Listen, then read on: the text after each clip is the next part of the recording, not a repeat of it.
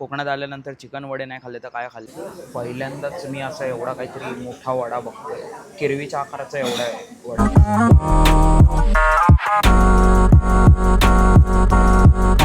राम राम मंडळीनू आणि welcome to the Nikhil blog. काय समजली तर आम्ही आलेलो होतो कोकणामध्ये. मुलांनी असा विचार केलेला आहे की चला चिकन वडे, कोकणात आल्यानंतर चिकन वडे नाही खाल्ले तर काय खाल्ले? तर आम्ही एनिवे चिपळूणला फिरायचा प्लॅन पण केला आणि सोबतच काहीतरी चिकन वड्याचा पण बेत होऊन जाईल. आज तोडणार चिकन, तोडणार आज 9 दिवसांना चिकन तोडणार पुरा. पोरं रेडी आहेत, मी पण रेडी आहे आणि आपल्या गाड्या पण रेडी आहेत.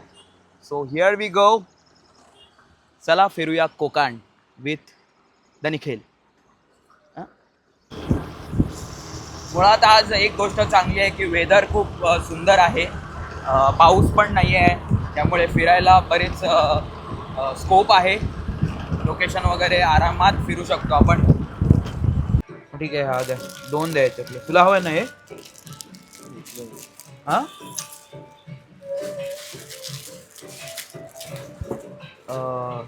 गाडीवरती जरा हवा वगैरे लागत होती, धूळ वगैरे होती, तसं मास्क वगैरे घ्यायला आम्ही थांबलो इथे.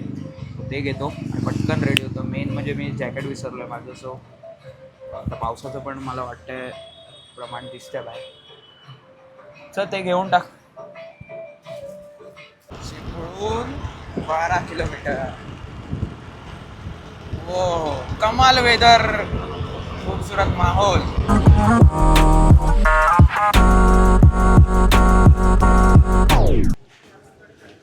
चला कोकण फिरूया विथ द निखिलचं. पहिल्या लोकेशनवर आम्ही पोचलेलो आहे. पहिलं पेटपूजा, बाद में घुमना फिर. त्या पहिल्या लोकेशनला पोचलो आम्ही. बरंच काय काय खायला मागवलं आहे, ते येईलच.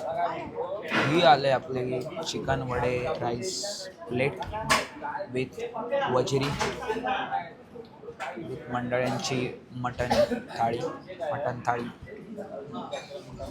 या पहिल्यांदाच मी असा एवढा काहीतरी मोठा वडा बघतोय. किरवीच्या आकाराचा एवढा आहे वडा. आणि हे ताटात 2 वडे आहेत आणि 2 वडे अजून बाकी आहेत, ते नंतर देणार. ताटात जागा नसते म्हणून ते नंतर येतात. टोटल 4 वडे आहेत त्या प्लेटमध्ये आणि एक वडा एवढा आहे. कसं वाटतं त्याचा मी रिव्ह्यू तुम्हाला खाऊन देतोच. तोपर्यंत या जेवायला. काय समजली? हा आपली शेवटची डिश म्हणजे सुक्का चिकन. मजा येते खायला, खूप सुंदर जेवण आहे. पोट भरून चिकन वडे, मटन वडे खाल्ल्यानंतर, घाम सुटेपर्यंत खाल्ल्यानंतर आता आम्ही विचार केला आहे की आपण इथेच 20वा पॉईंटला जाणार आहोत फिरायला मंडळींनो. आणि बाय द वे, जर तुम्हाला हॉटेलची माहिती हवी असेल तर हे आपण इकडे आलो होतो. हॉटेल आर्यन चिपळूणला आहे हे इकडे लोकेशन. आलात तर चिकन सुक्का नक्की खा, मी रेकमेंड करेन म्हणून, कारण की मला ती डिश खूप आवडली होती. आणि आता बघूया पुढचा प्रवास.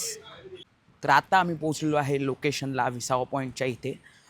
पण तिथूनच माझ्या मित्राने सांगितलं की त्याला एक नवीन स्पॉट माहिती होता की जिथून बेटर व्ह्यू आहे. सो एक त्या हॉटेलच्या इथे आम्ही आलेलो आहे. तिथून एक चांगला व्ह्यू दिसतो, सिनॅरिओ आहे आणि खरंच चांगलं आहे की मी तुम्हाला दाखवतो, तुम्ही पण बघा. वाह, सुंदर असा व्ह्यू पॉईंट आहे, बसायला सुद्धा जागा आहे.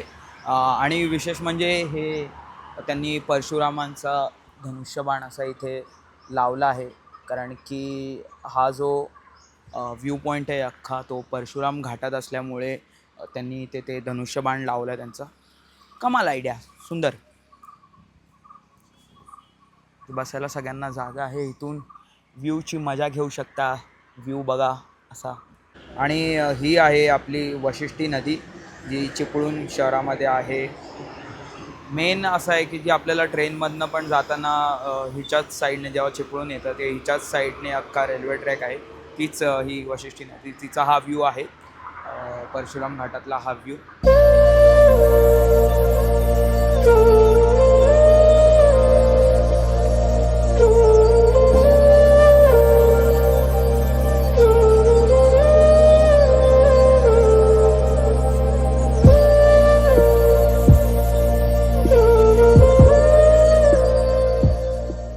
एवढी धडपड करून आम्ही सनसेट बघायला येणार होतो एका पॉईंटला ह्या ब्रिजवरती, नदीच्या ब्रिजवरती, पण सनसेट बघा किधर है भाई सनसेट. अभी जस्ट पहुंचे और सन नीचे गया है.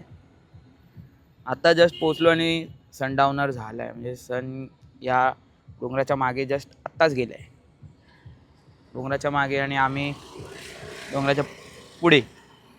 चला तर मग आता फिरून वगैरे सगळं झालेलं आहे आणि आता आमची रात्रीची ट्रेन आहे. आम्ही परत मुंबईला निघतोय आज. यावेळेला 2च दिवस थांबायला मिळालं, पण नक्कीच पुढच्या वेळेला येऊ तेव्हा अजून 2-4 दिवस थांबू आणि वेगवेगळे लोकेशन एक्सप्लोअर करू कोकणातले. तोपर्यंत तुम्ही पण मला कॉमेंट सेक्शनमध्ये सांगू शकता की ह्या ठिकाणी जाऊन बघ, त्या ठिकाणी जाऊन बघ, सजेस्ट करू शकता. चला तर मग भेटूयात पुढच्या व्लॉगमध्ये. तोपर्यंत द निखिल व्लॉगला सबस्क्राईब करायला विसरू नका. काय समजली? लवकर त्याने सबस्क्राईब करा, नाही तर एकेकाला वलपडवून काढीन. सबस्क्राईब करा.